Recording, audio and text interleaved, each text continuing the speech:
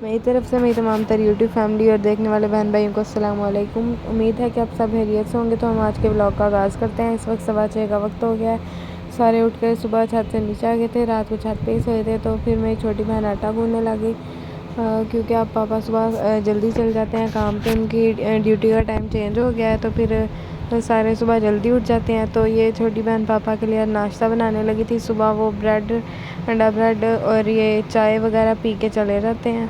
Oil गरम करते के साथ ही उसने चाय भी रख ली, क्योंकि पापा नाश्ता करते सारी फटाफट चाय मांगते हैं। 7:30 बजे उन्हें निकलना होता है, तो फिर साथ ही उसने चाय रख दी ताकि उनका खाना खाने तक चाय बन जाए और फिर वो जल्दी से पी के चलते हैं। और वो सौंफ चाय में ज़रूर डलवा के पीते हैं। तो जी यहाँ पर अंडा भी फ्राई हो गया है। तो इसके बाद अब ब्रेड के टोस्ट गर्म करने हैं। 3 से 4 पीसीज वो सुबह खाने में लेते हैं, इससे ज़्यादा नहीं लेते। फिर जब वो 4 सवा 4 बजे आ जाते हैं, फिर उनके आने तक खाना वगैरह रेडी कर देते हैं, तो फिर वो खाना खा लेते हैं।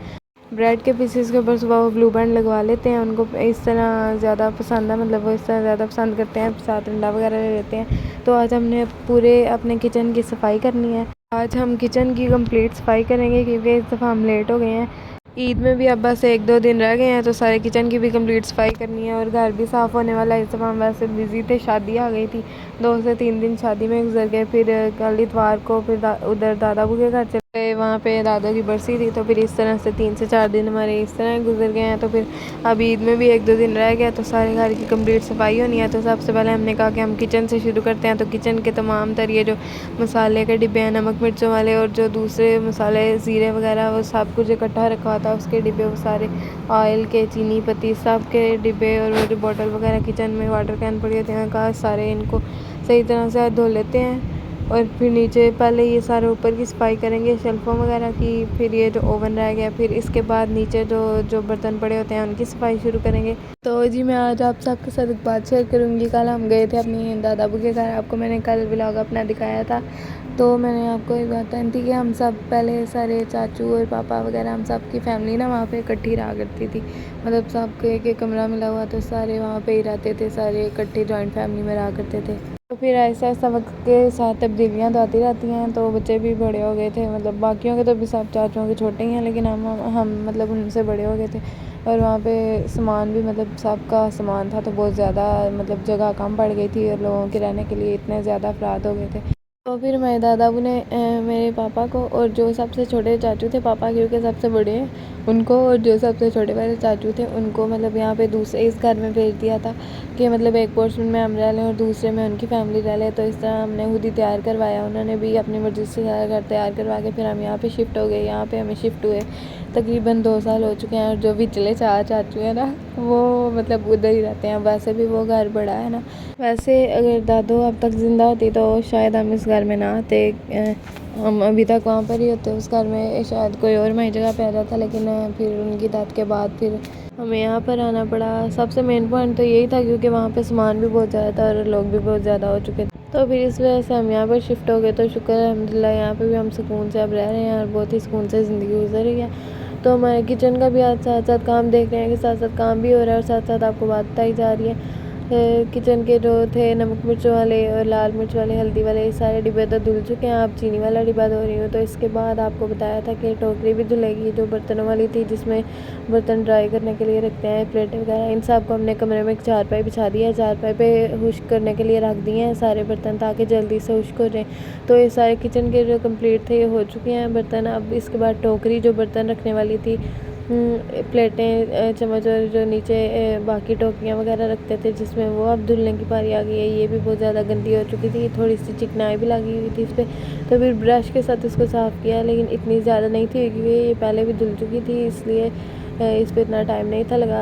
इसके वैसे पार्ट्स ज़्यादा थे, 2 से 3 पार्ट्स थे ना इसके। तो फिर इस वजह से ज़्यादा मुश्किल हुई थी कि इसको खोल के धोनी पड़ती है। ये टोकरी का ऊपर वाला पार्ट है सारा, तो इसको साबुन लगा के सही तरह से धो लेंगे। तो फिर इसके बाद इसको पानी से वॉश करने के बाद इसको दूसरे हिस्से को धोएंगे। खोल के इसको पहले ही सारी को रख लिया था, ताकि फिर आसानी से सारी धुल से। ज़रा इसके अंदर से ये और तरह से बनी हुई है ना, तो फिर इसे धोने में मुश्किल हो रही है थोड़ी। तो इसके बाद अब हम दूसरे इसका पार्ट धोएंगे।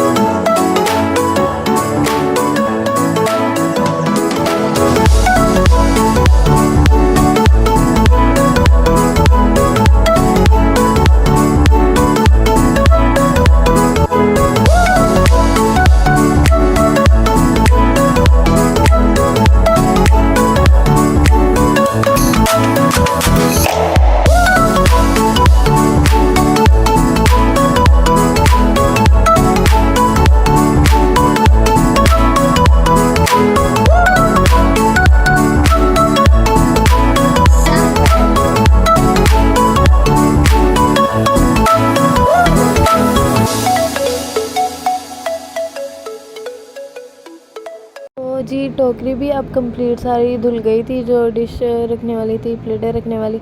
तो उसके बाद अब ये जो चम्मच स्टैंड था, इसके अंदर जो बड़े बड़े चम्मच रखते थे वो भी सारे स्टैंड धो लिया है। उसके बाद हमारे ये जो मसाले जिसमें रखे होते हैं, तो जो मतलब सौंफ, इलायची, इस तरह की जो चीज़ें होती हैं सारी उसमें रखी होती हैं डिबियाँ, वो धो रही हैं। इनको स्पंज के साथ ही साफ़ कर दिया था ताकि अंदर इसके अंदर जो सारा कुछ पड़ा है वो उसके अंदर साबुन वगैरह ना चला जाए। स्पंज के साथ आराम से साफ़ कर दिया था। अब दीवारें हम साफ़ कर रहे हैं क्योंकि जो टाइलें लगी थी इन पे भी अगर चिकनाई हुई हो तो सारी साफ़ हो जाए। कंप्लीट जो किचन की सारी टाइलें थी उन पे भी, और ये जो सिंक की टूटी थी इसको भी साफ़ कर दिया है। और ऊपर ये जो इसके थोड़ी सी स्पेस बनी होती है यहाँ पे, तो वैसे ही थोड़ी मिट्टी लगी हुई थी तो वो ब्रश के साथ साफ़ करनी पड़ी थी। और वो जो नमक मिर्च वाला डिब्बा था ना, वो वैसे दीवार के ना साथ अटैच हुआ है, तो उसको भी इसी तरह से साबुन लगा के धोना पड़ना था। अब इसके बाद ओवन वाली साइड की शेल्फ जो है ओवन वाली वो साफ़ करेंगे, और इसके बाद ओवन को साफ़ करना है। इसकी प्लेट जो है अंदर वाली उसको धो के रख दिया है, साइड पर ड्राई होने के लिए रख देंगे। तो इसके बाद जो ओवन के ऊपर शीट डाली हुई थी इसको साफ़ करेंगे, ये भी साबुन से धो लिया, इसको भी यूज़ करने के लिए उसी कमरे में रख देंगे जहाँ पे सारी बर्तन चार पे बिछा के रखे हुए हैं। तो अब ओवन की बारी है, इसके बाद ओवन को हम साफ़ करेंगे, साबुन लगा के सारा साफ़ कर लेंगे क्योंकि पीछे से स्विच सारा उतार दिया था तो फिर करंट का इतना इशू नहीं होगा। तो ये सारी इसके अंदर वाली साइड पे अब साबुन लग चुका है। तो बाहर ये जो शीशा है दरवाजे पे भी सारा साबुन लगा दिया है। अब इसको खुश्क स्पंज के साथ खुश्क कर लेंगे सारा ये जो है, क्योंकि पानी तो नहीं लगाना है, ये आप ध्यान रखा करें। वैसे भी आप भी अगर साफ़ करें तो इसको स्पंज के साथ साफ़ कर लिया करें या किसी कपड़े के साथ ड्राई। तो अब उसके बाद ओवन को भी उठा दिया है, तो उसके नीचे जो शेल्फ थी सारी वो भी गंदी थोड़ी, नीचे जो कोई चीज़ चली जाए तो वो भी सारा उठा के उसकी भी सफाई करेंगे। इसके बाद हमने चूल्हे की सफाई करनी है।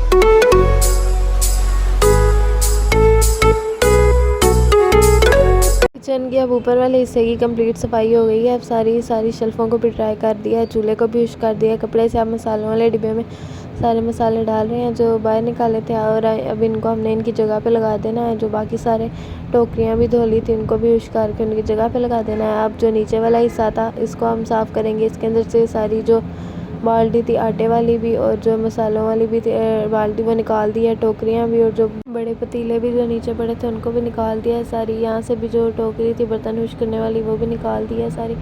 और अब इनको सारे पानी मार के सही तरह से झाड़ू लगा के सफाई कर लेंगे। बिल्कुल सारा घर अब साफ़ हो गया है। सेन की भी साथ ही सफाई कर ली थी हमने, जो कूड़ा था वो सारा इकट्ठा करके साइड पे रख दिया था। तो सारे किचन की सफाई हो गई है।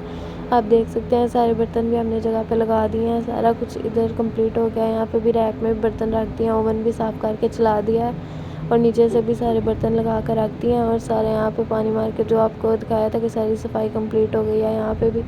और ये बाल्टियाँ भी इनको भी साफ़ करके कपड़े से सही तरह से हुश करके रख दिया है। सारा किचन अब हमारा कंप्लीट हो गया है। इसके बाद आप देख सकते हैं सारा किचन का व्यू, और दूध भी उबाल दिया था। वो साथ आज खाना वैसे नहीं था बनाया क्योंकि काम में मसरूफ़ थे, तो जो वैसे कल सालन पुराना था उसके साथ ही रोटियां बना के खा ली थी।